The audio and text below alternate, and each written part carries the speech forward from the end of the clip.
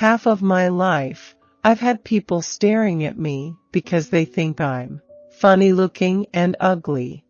The other half of my life, I've had people staring at me because they think I'm fascinating. Everything neutralizes. It's more of a statement on society and how weird it is. Being beautiful isn't everything. Sometimes it's interesting to show how you feel on the inside, on the outside, just through expressing yourself. Vulnerability is the strongest state to be in. How boring would it be if we were constantly dominant or constantly submissive? Racism is unacceptable in the real world, and it's unacceptable online. It's really easy to project this whole ideology of what being an artiste is, and I'm just not down with intellectualizing it. I just think, if you feel like doing something, then do it. I really enjoy the fun of putting something out and people liking it or hating it or talking about it, but vacuous attention, it feels disgusting. It's like a hangover. A few years ago, I found out that there's a lot of gypsy blood on my mother's side. I'm wild in that way. I've been brought up to do my own thing. Fashion's important to me, but beauty fades. All that stuff is fun while it lasts, but anything can happen tomorrow. You've got to have so much more about you than the way you look or your clothes. I'm a strange person. I don't really get rewards out of how many hits I have on YouTube. I love it, and I'm grateful, and it's important to me. But does it equal peace within me? No, it doesn't. I always felt like Tahliah is a very grown-up name to have. It's a pretty name when you're young, and then I think when I became a young lady, it felt kind of like a lot to grow into for some reason. I don't know. It sounds kind of regal. I never really liked it. I always felt like I couldn't live up to it.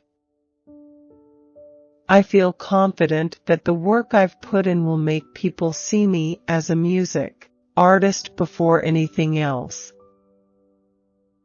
I'm not going to become a costume version or caricature of myself. I like to morph. If you're an artist, you have to use everything to your advantage, even the pain. I'm in so many videos.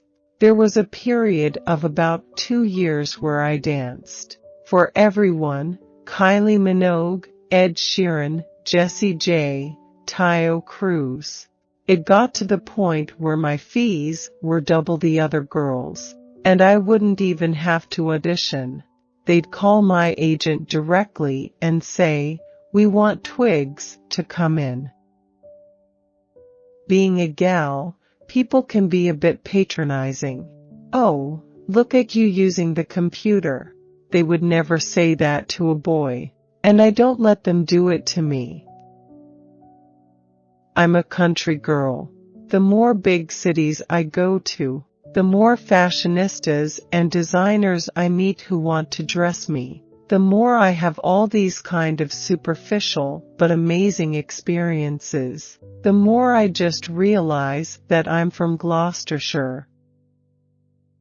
You have to recognize at some point that even though you have the passion and creative level to be able to do something, you might have to do a lot of prep.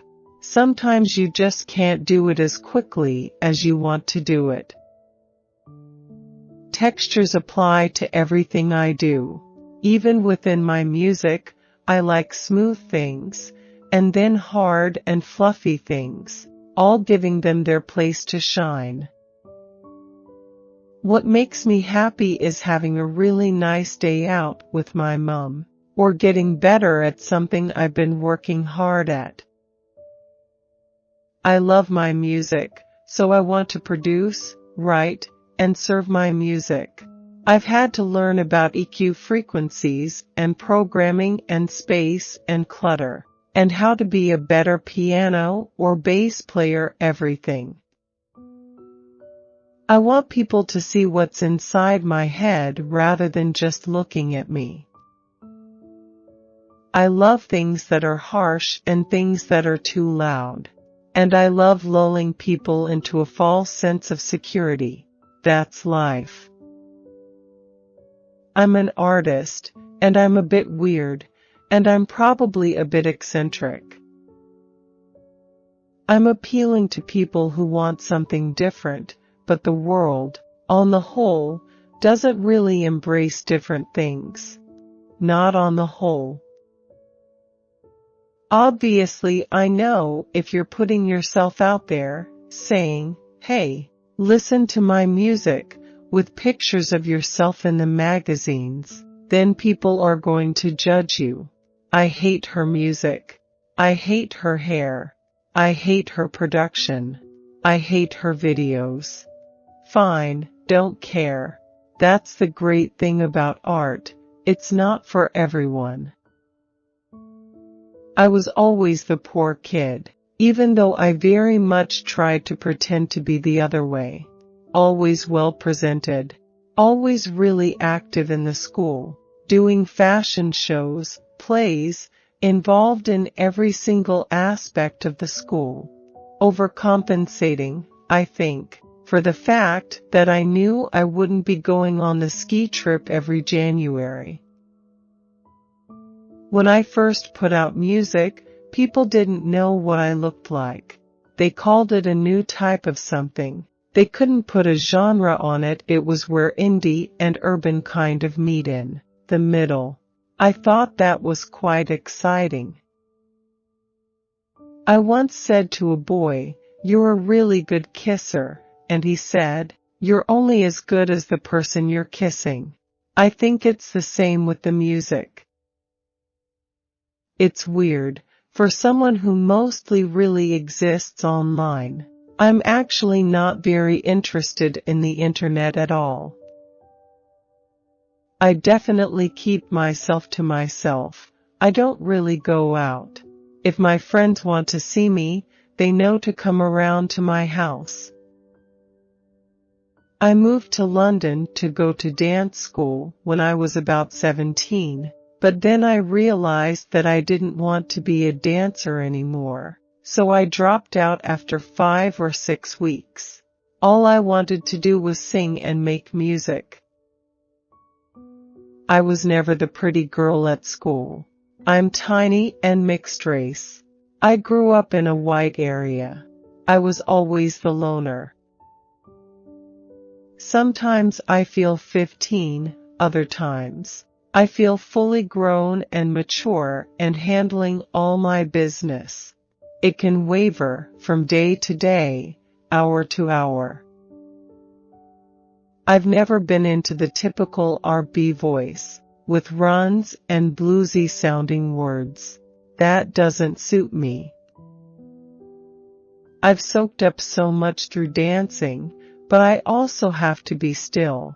I want to be silent and read, to shut up and take time to respect the vision someone put into a book. I write exactly what I think. If it's a raw subject, I write lots of things, and then pull out all the fluff, words. When I first released music, and no one knew what I looked like, I would read comments like, "I've never heard anything like this before. It's not in a genre." And then my picture came out 6 months later. Now she's an R&B singer. I think we live in a culture where it is really difficult to get privacy, because everything is so accessible. It's very difficult to maintain your comfortable life with a sort of mystique. When I was younger, I had conversations with friends about wanting to create something different. Every young musician probably thinks that. But it's difficult to do, because there are only so many words, notes, melodies, songs. But as soon as I stopped thinking and started feeling, it worked. I didn't realize it till I was done. In school, I had a tough time fitting in, and dancing was my way of being in my own element. As a teenager, I became a bit disillusioned with it. Even with competitions, I'd win, but still there would be tears. I spent my whole teenage life trying to get to London and go to dance school, but when I got there, I couldn't wait to get to the clubs on weekends. I knew I wanted to make music. I don't know if I'm a tortured soul, but I was born heartbroken. I remember feeling it when I was so young. I was like, "Mom, it hurts."